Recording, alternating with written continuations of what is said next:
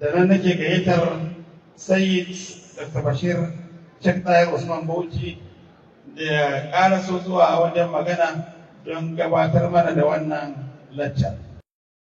Bayan zuwan masussuka gidan Shehu Dahiru Usman Bauchi, babban jigo a ɗariƙar Tijjaniya a ƙasar Najeriya, an samu martani ya biyo baya mai zafi daga ɗaya daga cikin 'ya'yan Shehu Dahiru Usman Bauchi wanda aka fi sani da suna Sayyid Dr. Bashir Dahiru Usman Bauchi.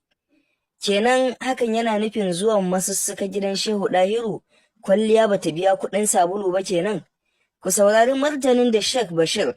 Dahiru Usman Bauchi ya mayar zuwa ga shi Yahaya masussuka domin 'yan uwa sai su yi alƙalanci su fahimci cewa zuwan masussuka gidan Dahiru Bauchi kwalliya ya biya kuɗin sabulu ko kuma kwalliyar bata biya kuɗin sabulu ba. A wannan shekarun yanzu misali ni a matsayina na makarancin Qur'ani alhamdulillah shukran Allah fakran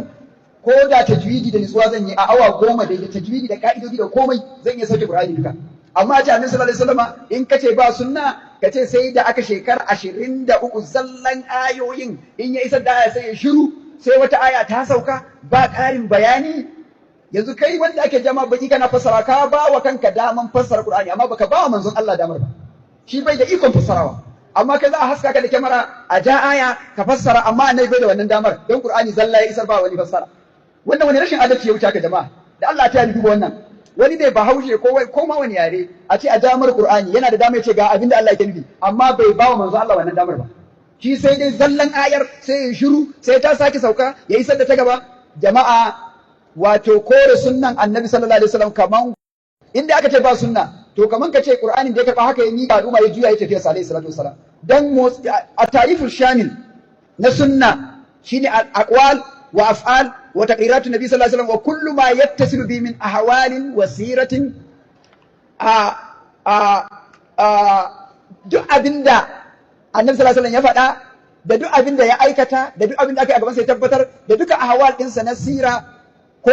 na magana ko na kawaici waɗansu malaman sunna suna haɗawa har da abin da ya haɗe da kafin ma risala cewa duka akhbar wa kullu ma tuslu min akhbarin shi ma ya tabbata a matsayin sunna sani to in ka kore waɗannan kamar ka ce ba a yi manzon Allah ba Qur'ani ne kawai ya sauko mana muka amsa saboda motsi da kawaicinsa shine shari'a shine kuma sunna in yayi motsi za a rubuta me yayi ya zama sunna in yayi shiru za a rubuta shirin shi ma sunna ne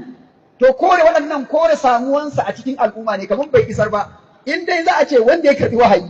bai da ikon fassara wahayi don tafsirin wahayi shine sunna amma kai malam kana da daman fassarawa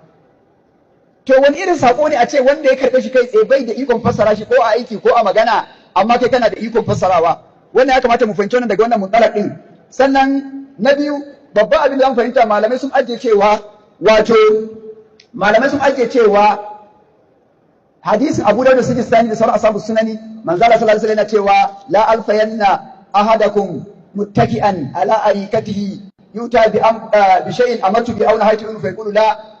bainana wa bainakum kitabullah wa ma harrama fa harrimu wa ma ahalla fa hallilu ala wato manzo Allah za a zo wannan zamani da wani zai zama muttaki'an ala arikatihi mutum zai zama yana kishingide akan gadansa yana cewa jama'a a zo masa da umarni na inji manzon Allah sallallahu alaihi wasallam ko abinda na hana yace sam shi bai yarda da wannan ba bayyana wa bainakum kitabullah littafin Allah shine tsakaninmu abinda ya halatta shine halal abinda ya halatta shine haram annabi sallallahu alaihi wasallam wallahi abinda na halarta daidai yake da abinda littafin Allah ya halatta abinda na haramta daidai yake da abinda littafin Allah ya haramta da haka wannan dama annabi sallallahu alaihi wasallam ba mu yi mamaki ba ya faɗa za a yi zo zamani mu da ma ba a yi waɗannan mutanen ba shine za mu yi mamaki saboda tun da yace za su zo yanzu neman magani kawai yanzu tun da yace na mangun kuma ga daga akitika wal alika za a gani a fili din cewa mutum ga shi yadda aka siffanta to abinda cewa ba hanyar da zaka shafe musulunci ya zama tarihi kaman ba a yi shi ba kaman ka soke sunna ne sallallahu alaihi wasallam wallahi yana daidai da shafe musulunci babu shi yaudaran kai ne qur'ani ake so a yi sowa domin hamaratus sunna sune hamaratul qur'an yanzu don Allah ya in ka kore duk malaman rijal na hadisi a cikin sahabbai su ne faruwatu na Qur'ani fa za a zo ne a ce mun yarda annabin ma'asumi ne amma ina tabbacin waɗanda suka rawaito wahayin ma'asumai ne ina tabbacin Asim al-Kufi ma'asumi ne a qira'a ina tabbacin Nafi'ul Madani ma'asumi ne don ba masuman bane shari'a ma haka tabbatar da su ina to da an isa wurin an yi jana'izar musulunci maganin kar a fara kar a je kar a fara tun farko a wajen sunan a gane cewa ba maganan ba da dama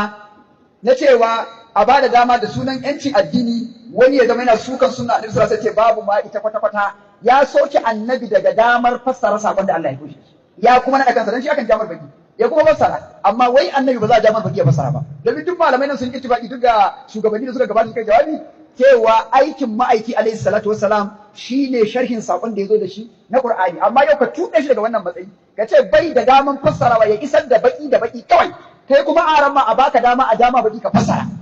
yau ga aran ma ya annabi idan kuwa har wani yayi da'awar yana da daman a ja masa baki ya fassara amma annabi bai da wannan daman tuɓe annabi ne da na kai saboda dole ka yarda da yara cikin mutane a rayuwar nan kuma an ittifaqi motsinsa da kawaicinsa ma'asumin motsi ne da ma'asumin kawaici motsin annabi sallallahu alaihi wasallam gaba daya in motsi ne ma'asumi ne in kawacin ne ma'asumi ne da haka shi yake da dama shine al-masdar sani litashri' islami shine masdar na biyu na shari'a a musulunci daga qur'ani sai wannan masdarin saboda abin da yasa nake rakkazawa kan wannan adilla aqliya in ka kawo na aqliya na hadisi ba su ma karba ba yanzu da zan ce bukhari da muslim sun ce ga mataban sunna sai ce to kaji an kuma ai mun ce muku tun farko ba mu yadda ma da su ba da haka kore sunna annabi sallallahu alaihi wasallam kore annabi ne a samuwa dan ba zai zo a ce bai yi ba bai aikata ba bai yi shiru ba bai yi motsi ba to motsinsa da shirunsa da kawaicinsa su ne tafsirin sunna yanzu misali zan bayar guda daya a lokutan sallah ga hadisi nan kowa ya san shi a cikin muwadda da shi imam malik ya fara a kitabu hukutus salah hadisin umar ibn abdul aziz wanda ya shiga ya samu gwamnan madina wato ubatun zubair ya shiga ya samu shi umar dan abdul aziz yana gwamna a madina an lokacin sallah an kira sallah da fito ba yace ranka ya dade baka san cewa wato Mugira tun Shuba yana gwamna a Kufa wata rana ya ja lokaci Abu Mas'ud al-Ansari ya shiga ya same shi ba yace ranka ya dade baka san cewa Annabi sallallahu alaihi wasallam ba ma Allah ne ya turo Jibril ya ayyana masa lokutan sallah ba washe garin Isra'i da Miraji ranar 27 ga wata da aka yi Isra'i da Miraji washe garin 28 Jibril ya sako alaihi salam farkon lokacin zawal aka yi sallar azhar lokacin ya dawo bayan inuwa ta kai so biyu na mutum aka yi la'asar ya dawo da rana ta faɗi aka yi magariba ya dawo farkon kuyan shafaki aka yi isha'i washe gari ya zo duku farkon alfijir aka yi asubahi da azhar ta zo bai zo irin lokacin jiya ba sai ya ja lokaci sai karshen muktarin azhar la'asar sai da ya ja ya kai karshen muktarin la'asar magariba ita lokacin ta a matsayi yake isha'i sai da dare ya ja asubahin gobe washe gari sai da jama'a suka dan fara hango juna fitin sannan to aka yi sallah don Allah ya ilahi yan uwa ku gaya mana a ina muka samu wannan lokutan sallan idan ba a wannan ba in ka tambaye sai su ce maka wai ka kawo inda a sunnan ma aka ayyana lokuta gashi nan wannan hadisi na Imam Malik Bukhari ya rawaito su wuri daban-daban wuri guda 7 Muslim ya rawaito shi wuri guda 5 Abu Dawud Sijistani ya rawaito Imam Tirmidhi ya rawaito Ibn Majah ya rawaito Ahmad dan Hanbali ya rawaito wuri daban-daban a Muslim wanda yake ayyana lokutan sallah guda 5 in ka koyi lokacin sai mu kalubalance ka a ina ka samu lokacin naka sallah jama'a na suka waɗanda bibiyan social media sun san cewa wannan makida ne na makiya musulunci sun ma faɗa ruguza wannan addinin ya fi sauƙin an yi jana'izar sunna a kauna sunnan manzo Allah babu ita to shikenan an yi jana'izar musulunci mutane da Qur'anin kowa son zuciyarsa zai fasa idan ba haka ba jama'a misali mai sauki kamar da na faɗa ya za a yi a ce ka ba mandating kanka kana da dama Allah ya faɗa ka ce ga yadda masu sauraro ku saurare ni ga yadda Allah yake nufi sannunka amma wanda ya zo da sakon bai da iko haka dan shine hadisi haka ne ai kaga yau kuma malam mai da'awa yafi annabi kenan abun kujerar da yake da'awa dan in ya tube annabi daga fassara sakon da Allah ya koshi da shi shine kuma kore sunna to yana da daidai da'awar kujerar da ta fita annabi daraja ko kuma tube annabi a matsayin wa anzalna ilayka dhikra litubayyana lin-nasi ma nuzila ilayhim az-zikru daban at-tabyinu lizikri daban a wannan aya az-zikru al-qur'ani at-tabyin lizikr shine sunna ko an ki ko an so kuma wa anzalna tibyana likulli shay'in wa hudan wa masal muttaqina ga ayoyi da dama huwa allazi ba'atha fil ummiyina rasulan yad'u alayhim ayati wa yuzakkihim alum kitaba bai shiru ba sai ce wal hikma to in kace hikman nan ba sunna bane ba sai ka fassara bane me take nufi ba ko kuma qur'ani daban in kace hikima take nufi ba sunna ba wato qur'ani ba hikima kenan hikima daban a'a wanda yazo da qur'ani ma'anan hikima anan sunnan manzon Allah domin in kace hikima ta kauna ma'anar ta zahiri kamar korewa qur'ani hikima alkitaba wal hikma sunna annabi sallallahu alaihi wasallam da shi zai bayani kuma wannan addu'a ta annabi Ibrahim ne yayin mutanen Makka rabbana wasmi rasulan minhum yad'u alayhim ayati wa zakkihim wa alim kitaba wal hikmata wa yuzakkihim innaka antal azizul hakim a cikin bakara kaga ya nuna kenan wannan da'awa ta wuce yadda muke daukar ta. Na ga yawanci shugabanni malamai ana karbanta a matsayin ya kore sunna. Wannan kore samuwan annabi alwujudul fi'li lirrasul sallallahu alaihi wasallam, a ce samuwansa practical existence na manzon Allah a cikin al'umma, domin annabi ba zai samu bayi ba kawaci ba, dole yayi kawaci. wannan kuma shine da karkana lakum fi rasulillahi uswatun hasana. Daga in kace ba sunna kaman kace littafin yadda yazo mika a taura ce aka rubuta ta alluna, annabi Musa ce fakuzu bi quwwatin, Allah ce masa fakuzu bi quwwatin wa amru qaumaka yakuzu bi asaniya. Da yake mu al'umman karshe ne ba za a kara annabi bayan annabi mu ba a rubuta mana a taura alluna ba. Yau aya biyu sauka ya dade yana bayani, gobe biyu su sauka, har aka shekara 23 kuma larabawa waɗanda masu fasaha, jinin fasaha na gudu a jininsu, sun sha fasaha a mama, amma sai da aka shekara 23 ana musu darasin Qur'ani. Dan Allah yanzu yaran mu kanana suke da cewa shekara 10, 12, 13 tsakani da Allah ai ka san zallan bakin ne. Inda tarjama za a yi su sahabbai in su haddace aya ba sa wuce sai su haddace duka ma'anonin ta da abin da take rike da shi na hukunce. To idan ba annabi yana nan ne ya koyar ba, ta ya za a yi a ce wai wannan lokaci ya zauna? Da haka ni na fi son mu dubi matsalar a matsayin kore samuwan annabi a matsayin mai koyarwa, ko tube masa sifa na malami mai fassara abin da ya karba. Kaga kamar da abun an fi shi fahimtar sakon da ya karba ne. In dai bai da iko ya karin bayani akan sakon, to kai ina ka ga damun ka fassara man da Hausa? Ka ja bakin ayi shiru mana, in Arabi ya ja baki kai ma ka rinda abin da ya kai wa Allah kai. In ya sake ja ka sake tambaki, in kace da Hausa ana nufin ka za in jiwa, in kace in ji annabi alaihi salatu wassalam sai a ce maka ina ya fassara, kawo mana inda ya fassara maka zuwa Hausa da kake. A'a, saboda ai a larabcin an ce kaza yake.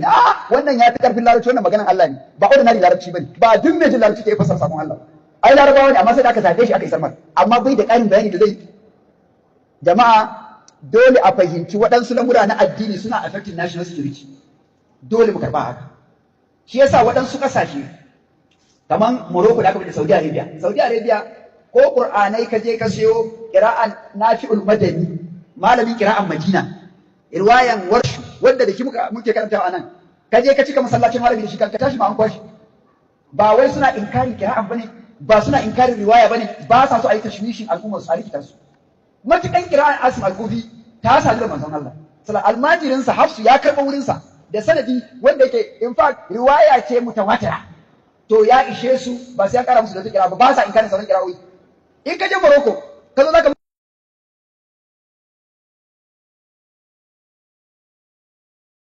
amma mu nan qira'an Asim al-Kufi muke yi a Nafi'ul Madani, riwayan Warshi wani ba zai rikita mu. Idan ka je a mazhaba na fiqh a Saudi Arabia misali, generally sun fi amfani da mazhaban Imam Ahmad ibn Hanbal radiyallahu ta'ala anhu, wanda idan ka je zaka bada fatawa rasmi da wata mazhabar da ba Hanbaliya ba ko ba mazhabar da gwamnati ta karba ba, sun yadda ba Allah ya karba, sun yadda da gurin annabi, sun yadda koyar musulunci ne, amma dan a zauna lafiya ba za su yadda ba. Idan ka je kowace ƙasa ka je haka za su yi musu. Wannan suna da official school of thought. To matsalar mu Najeriya, yadda bodan mu na shigo da kaya is porous, haka bodan mu na ilmomi addini ma is porous. Yadda bodan mu na shigo da kaya komai ana shigo da shi ba ka'ida, to haka na addini ma aka bar shi porous, boda a buɗe, kowa na iya shigo da abin da ya ga dama ran da ya ga dama, yau ya kafa ya samu almajirai a yi. To ni abin da ke nema tare da bambance-bambancen mu, ina gani yana da muhimmanci shugabanni su samar da wani tsari mai faɗi da zai game mu da muka san ga inda ake. Saboda me abinda duk muka taru kan imani da shi kamar alqur'ani da sunnan manzo Allah sallallahu alaihi wasallam muka taru kan imani da shi, to wannan tare za mu yi rubdugu mu yaki duk wani tunani da zai kore sunnan manzo Allah. Ba za a zo ana gabatar man da sunna a matsayin wai da kitab da sunna masdaran ne mutanaqida ne ba. Dan haka suke so sai ce yanzu qur'ani a ce ya rage wani abu sai an karo da sunna, kamar ana so a nuna akwai kishiyanci tsakanin kitabu da sunna. Ana gane wa yan uwa, bayan da komai hadari kitab din shine target na gaba, ana gaba da sunna za a faɗo kan qur'ani. Da zai zo ya bude maka sunnan, ya dauko maka wasu hadisi a kitabul qur'an a cikin bukhari, ya kawo maka qira'an abdullahi dan mas'ud, na san duk malamai sun karanta ta. Lokacin da abu dardai yana sham, aka yi bako, ya zo ya samu abin da ya zo samu almajiri, yace ya ji labarin almajiran dan mas'ud sun zo gari, sun zo sham. Waye babban almajirin sa? Aka ce gashi nan. Yace to don Allah kira biya musu rutun dai in je da dan mas'ud ke biya. Yace wallahi idza yafsha wan nahari idza tadalla waz zakari wal unsa. Yace haba ba ga irin ta ba, ka ji kenan ni ma haka nake ta karanta suka jade wai sai ta wa ma khalaqa zakar wal unsa. Bukhari ya kawo a matsayin riwaya, amma da yake Qur'ani na da ka'idan tawatur, wannan qira'atul ahad ne ba qira'ar da ake sallah da ita bane, ba a darasu da ita, ba a biya wa ɗalibai, ta karkari in mai tafsiri ya zo na sai ƙarin bayani sai ya kawo ta saboda kauda shubha. To daga an wuce wannan marhala wallahi can akan ba a warware Qur'ani ta Qur'ani shikenan an yi jana'izar mu matsayin mu na al'umma. Don haka don Allah ya uwa ina ba da shawarar shugabanninmu a samu matsaya musamman da aka ce za a rika wannan zaman shekara ya zama kafin shekara ta zagayo an fidda matsaya ko da cewa abubuwan da suke masadir ne na tashri'i duk mun yarda su alqur'ani da farko sunna manzo sallallahu alaihi wasallam biyu, kar a karbi wani sauki cewa tunda ba wanda duk ya da wannan matsala ce daga musulmi sai waje da musulunci, ba magana na cewa abu na tani sallallahu alaihi wasallam bai da daman fassara ko kuma kace yana da dama amma bai fassara ba, ko kuma Allah bai bashi aikin fassara ba, gundarin bakin ne to kai ina ka samu ka tsaya kai ta mana bayani, ka tuba annabi wannan matsayin kai ka hau. To da Allah shi yasa ba zan yawaita ba, akwai hadisi da dama da malamai suka kawo amma ganin waɗanda ake magana da su kan magana ba su ma yadda da hadisi ba aslan, to sai mun debe shi a matsayin wato mushkila ce ta mai da daskarar da addini yadda ba zai aikatu ba, sai an zo ga Qur'ani a gaban mun kasa aikata shi mun aiki da shi, dalili ba sunnar da za ta mana sharhin sa, an tuɓe sunna daga matsayinta, wanda yana daga ciki a samu lokacin yayi daidai da lokacin da waɗansu ake samun maganganu kan wasu sai a ɗauko su a ce kaza da kaza sai ya zama hujja ne na soke sunnar misali, ko kuma hujja ne na jayayya, ko a ce waɗanda suka yi sunna ma sun saba kan hadisi kaza da kaza. Abinda Dr. Mucce ya faɗa ɗazu na cewa wajen fassarar ma ya kamata mu bi malaman mu su gwada mana da ake fassara nusus din na sunnar, yadda kuma ba wai karatu na ɗiban jarida ba yadda shi Ibrahim Khalil ya faɗa cewa kada a bar karatu a faifai a rika ɗiba yadda aka dama, ya kamata kowa karatu da ijaza yadda muka saba da. Yanzu duk malaman da ke zuwa nan kowa zai ga malamin sa tunna allo, wallahi har littafin ƙarshe da ya sauke, kaga kenan akwai ijaza da ka'ida, to sai mun koma wannan karatu. Duk mai karatu su waye malaman sa, su ma suna da malamai, in ba mun koma ilimi muttasili ba da sanadi to gaskiya wannan rudin zai in ba sa aka ba zai ci gaba.